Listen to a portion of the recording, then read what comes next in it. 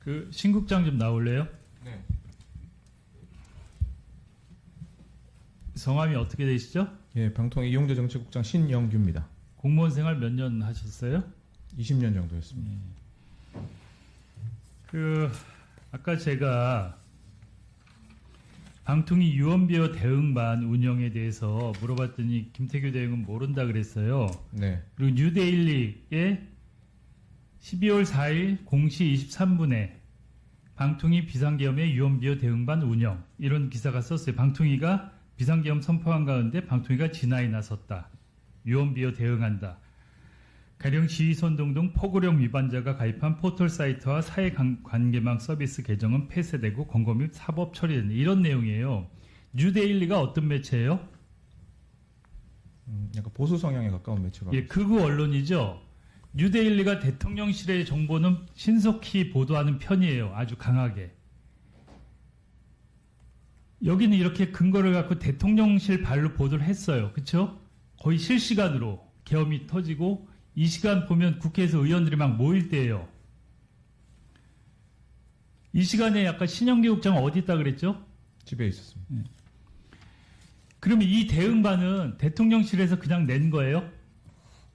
방통위는 대응반을 운영한 바가 없습니다. 여기 계엄 포고령 보면 아까 최민희 위원장이나 다른 의원분들도 얘기했지만 3위 모든 언론과 출판은 계엄사의 통제를 받는다. 이런 내용이 있고 2에는 자유민주주의 체제를 부정하거나 전복을 기도하는 일체의 행위를 금하고 가짜뉴스, 여론조작, 허위 선동을 금한다. 이렇게 돼 있어요.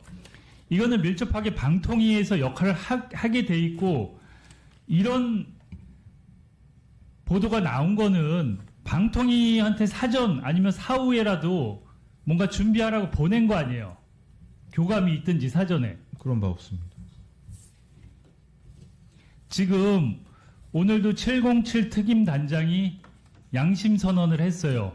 내가 모든 책임을 질 테니까 내 부하들은 전혀 잘못이 없다. 아주 울면서 호소하듯이 얘기를 했어요. 신영규 국장은 양심선언 할 생각 없어요? 어떤 양심 말씀하시겠죠? 이 대응반 운영이나 네. 그동안의 방송 장악 관련해서 대응반 아까 운영한 바가 없다고 말씀드렸습니다. 나중에 이게 드러나면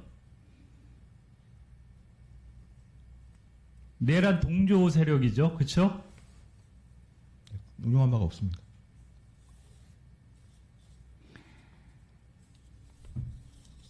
그리고 그 방심위에서 이게 다 연결된 건데 방심위는 긴급통신심의위원회 소집해서 윤석열 탄핵 촉구 문자행동 페이지에 대한 삭제를 의결했는데 이거 보고 받았다 그랬죠, 이건. 예, 담당 과장으로부터 보고를 받았습니다.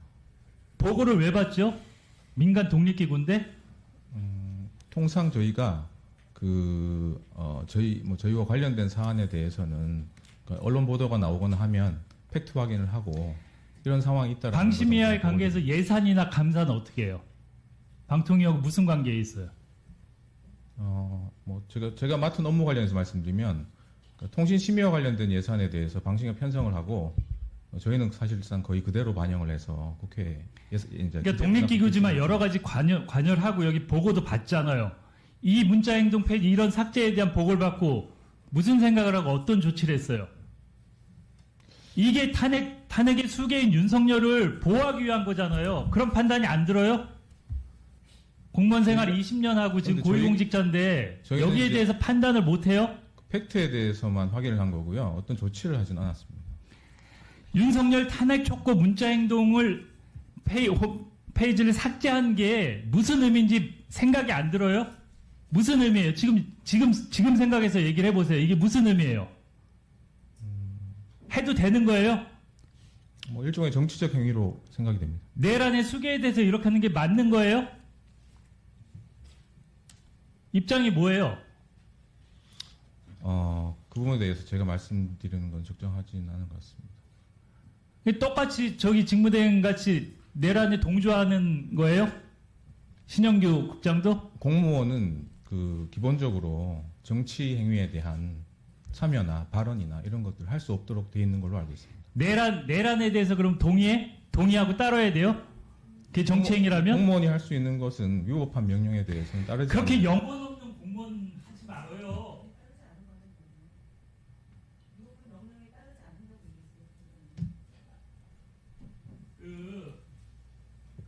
이 부분에 대해서는 두 가지예요. 대응반 운영했는지 하고 방심위에서 한 거에 대해서 보고는 받았어요. 그렇죠? 거기까지. 네, 사후적으로 보고 받았습니다. 보고는 받았으면 방통위도 여기에 대해서 뭔가 하든지 의견이 있든지 책임을 져야 될 거 아니에요. 보고는 왜 받아요, 근데? 뭐 그런 동향에 대해서, 그러니까 이런 일이 있었다는 거에 대해서 확인차. 예. 지금 내란 상태예요. 고위공무원이랑 국장이 그렇게 무책임하게 얘기를 해요. 국회에 나와서 1분 더 드리세요. 아까 1분 안 쓰셨어요. 제가 되게 무책임하고 뻔뻔해요. 내란의 공모자들 같아요. 딱 하는 행동이 아주 뻔뻔하게. 여기 다 고위공 자격도 없어요. 예?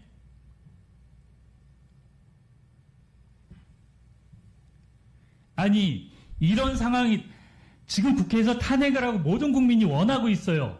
그거를 문자행동에서 했다고 이거를 소위를 열어서 막았어요. 그리고 그 보고를 받았어. 방통위 담당 과장으로서 보고받고 끝이에요? 그게 업무예요? 이 보고는 왜 받냐고 그럼. 네, 저희는 만약에 그 방심위에서 사후적으로 저희한테 시정명령을 요청하거나 법에 정해진 절차에 아니, 따라서 요청이 있다면 보고는 무슨 저희가 근거로 보고를 받아요? 보고는. 저희가 보고를 받은 건 아니고요. 보고를 받았다고 그랬잖아요, 아까. 제가 보고받은 거는 담당 과장으로부터 보고를 받았다는 거고요. 방심위에서 보고를 받은 거는 없는 걸로 알고 있습니다. 그럼 담당 과장은 방심위에서 받지 누구한테 받아요? 말장난하는 거예요, 지금 국회 나와서? 제가 아까 물어보니 담당 과장이 이런 일이 있다고 하는데 이게 사실이나 아니냐를 방심에다 확인했다고 들었습니다. 담당 과장은 방심위에서 보고를 안 받고 어디서 받아요? 보고를 받은 것이 아니라 이런 1분 사실에 더 대해서 이런 드리세요. 사안이 있는지를 확인했다고 들었습니다. 김우석 과장 나오세요. 저기 의사진행관.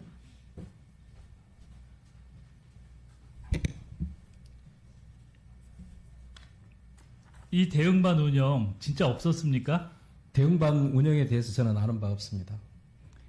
그러면 방심위에서 이런 소위를 열어서 이런 의결을 해서 삭제했다는 거에 대해서 방통위의 입장은 뭐예요? 담당 과장으로서. 담당 과장 입장으로서는 방심위에서 법적으로 자기들이 시정 요구를 했을 때 이행되지 않을 때 방통위에 혹시 시정 명령 요청을 하면 저희가 명령해야 되는지 말아야 되는지 그게 제 관심사일 뿐입니다. 일반적인 업무 프로세스가 있을 수 있는데 이거는 내란에 관한 거고 이게 한 게 며칠이에요? 문자행동 의결한 게. 금요일로 알고 있습니다. 그럼 며칠이 지났어요. 4일부터 모든 언론에서 내란이라 그러고 다 보도가 있고 많은 사람들이 양심선언을 했어요. 그러면 이게 얼마나 중요한 사항이고 여기에 대해서 방심위가 이런 결정을 했으면 방통위가 당연히 역할을 해야 되는 거 아니에요? 입장을 내든지?